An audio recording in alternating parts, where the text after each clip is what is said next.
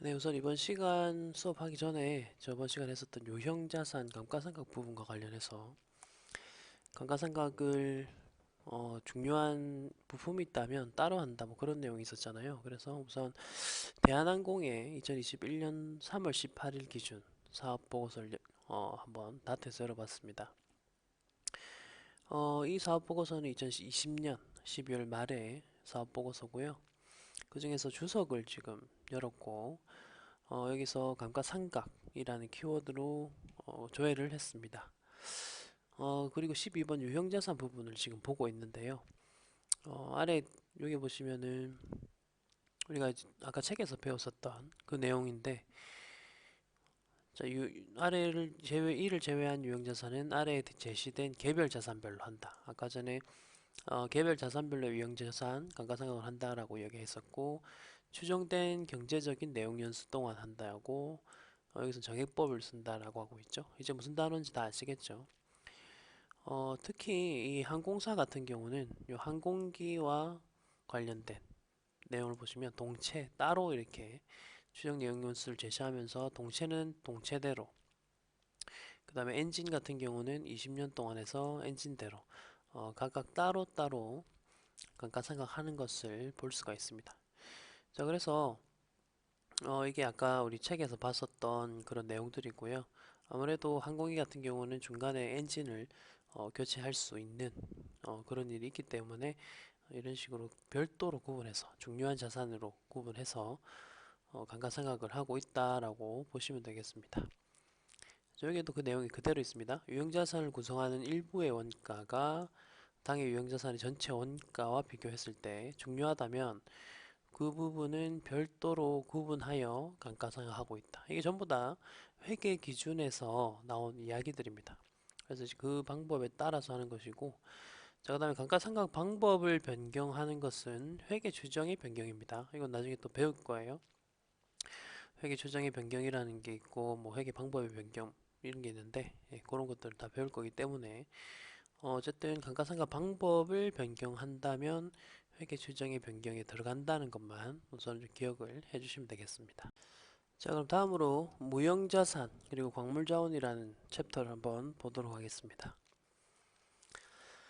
우선 무형자산 같은 경우는 정의가 나오는데, 정의가 기본적으로는 유형자산과 거의 동일합니다. 기업이 통제하고 있고, 그 다음에 미래 경제적인 효익이 유입되고 것으로 기대가 되고, 자, 한 군데가 다르죠. 물리적인 실체는 없다라고 되어 있습니다. 자, 그래서 실체가 있으면은 유형 자산, 없으면 무형 자산입니다.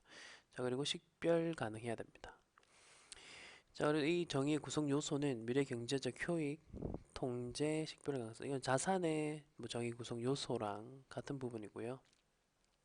자, 그럼 무형 자산에 있어서 식별 가능성이란 무엇이냐라고 이제 회계에서 뭐라고 설명하는지 보겠습니다. 먼저 분리 가능해야 된다. 기업에서 분리해서 뭐 개별적으로 혹은 계약 등과 같이 매각, 이전, 라이센스, 임대, 교환할 수 있다. 이런 식으로 분리 가능해야 되거나 혹은 계약상의 권리, 법적 권리가 있으면 된다. 이게 아무래도 무형자산은 계약적인 거, 법적인 권리로부터 발생된다는 것을 한번 기억하시고요. 이제 식별 가능성 계속 해서 보겠습니다. 예외로 식별 가능성이 없는 무형자산은 뭐냐라고 했을 때 사업 결합을 하게 되면 나중에 고급회계에서 배웁니다. 그때 영업권이라는 게 인식이 됩니다.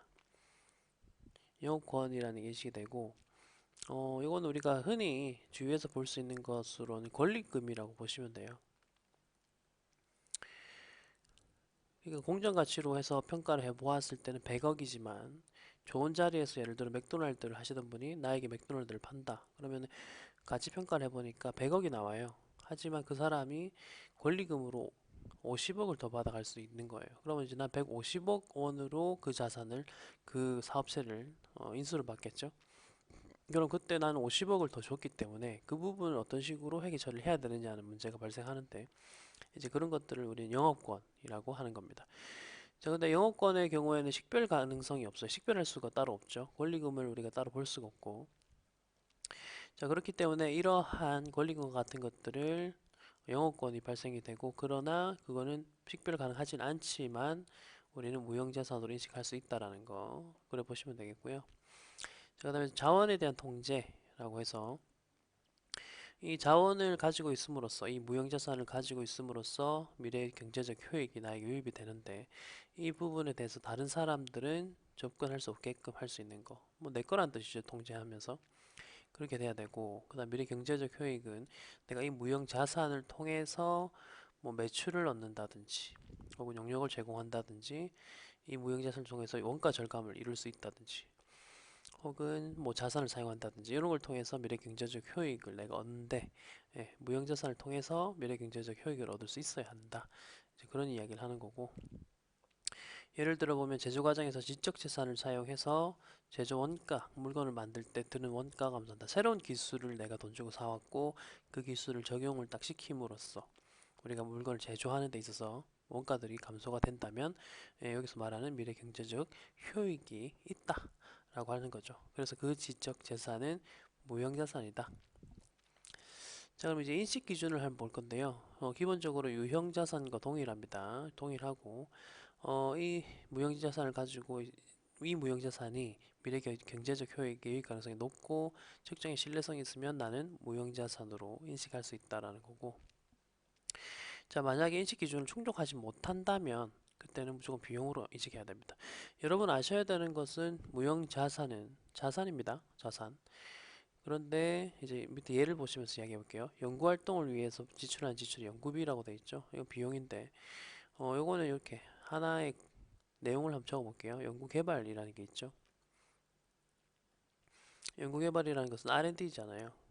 Research and Development라고 해서 그래서 연구 단계가 있고 개발 단계가 있습니다. 자, 여기서 하고자 하는 말은 연구 단계에서는 우리가 뭐 자료를 수집한다든지 뭐 여러 가지를 연구하는 거잖아요. 그러다 보니까 뭔가 산출물이라는 것은 거의 없다고 볼 수 있어요. 그래서 연구 단계에서 발생하는 것을 연구비라고 하고 이때는 비용 처리합니다. 자, 근데 이제 중요한 이슈가 뭐냐면 개발 단계입니다. 개발 단계에서 발생하는 비용들을 그럼 어떤 식으로 처리를 할 것인가? 이제 그런 문제들이 발생을 하는데요. 그래서 내용 밑에 여기는 없네요. 여기는 이제 연구비만 일단 나왔으니까 개발비는 이따가 나오면 다시 한번 보는 것으로 하고 자, 그리고 인식 기준을 충족하지 못함으로써 비용으로 인식되는 게 또 개업비라는 게 있고 그 다음에 뭐 교육 훈련비, 광고 선전비, 조직 개편비 이런 것들은 모두 다 그냥 비용들이다 라는 거 마시면 되겠고 자, 그 다음에 사업 결합으로 취득을 했으나 인식 기준 충족을 못하면 그냥 비용이겠죠.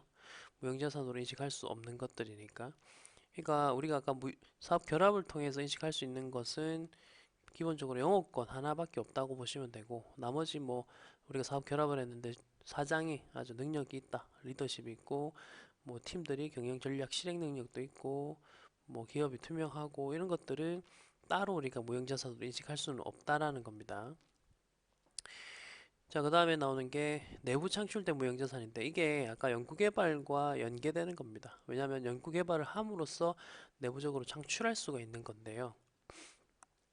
자, 근데 알아야 되는 거는 원칙적으로는 내부 창출된 것들은 인식 기준을 충족하지 못하는 경우가 대부분이기 때문에 비용으로 인식합니다.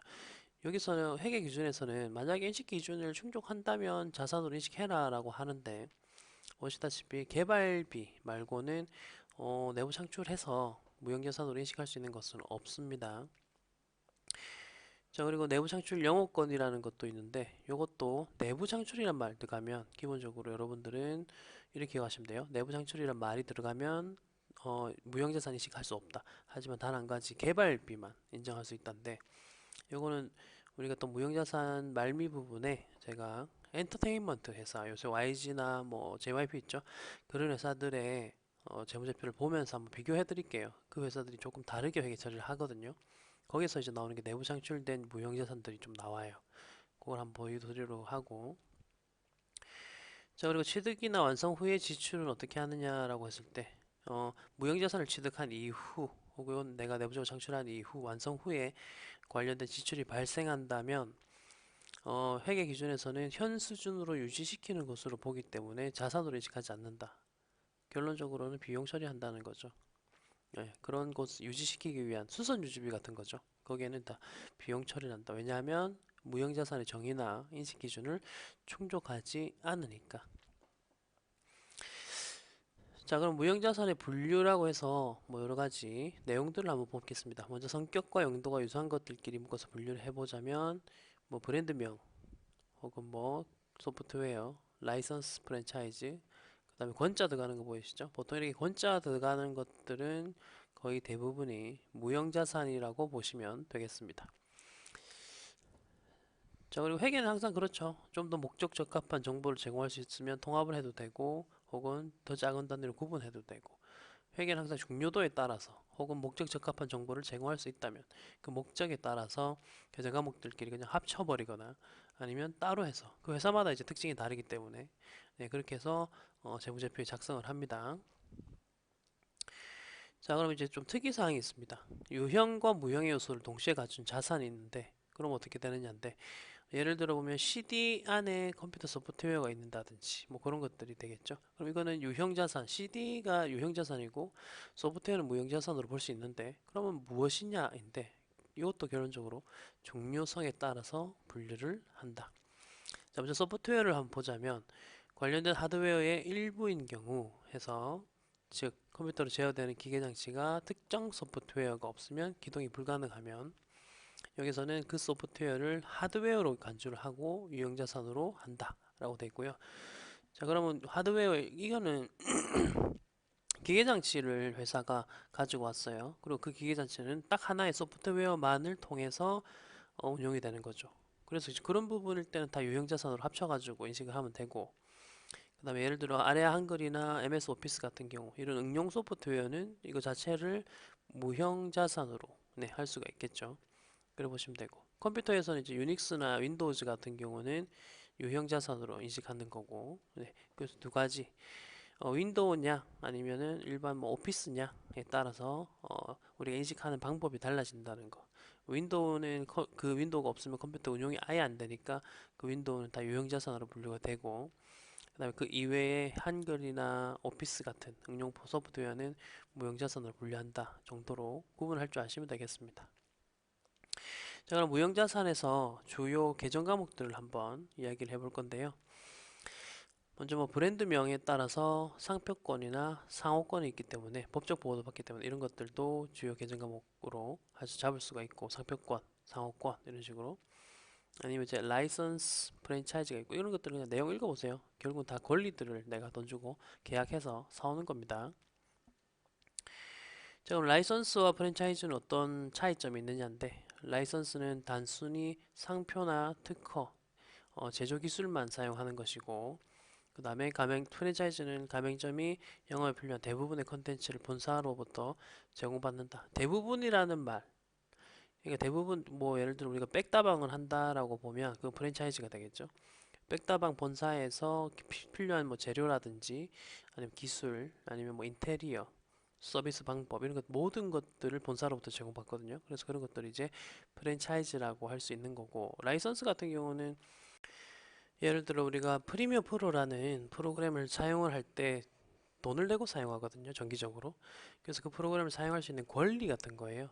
그런 것들을 라이선스를 하는 거고, 그럼 소프트웨어의 또 차이점 뭐냐면 소프트웨어는 한번 사면 그걸 내가 계속 쓰는 거고, 라이선스 같은 경우는 내가 주기적으로 돈을 계속 줘야 되는 거고, 뭐 그런 차이점이 있는데 사실은 뭐 현실적으로 이게 다 구분하는 게 명확하게 구분하는 건 힘듭니다.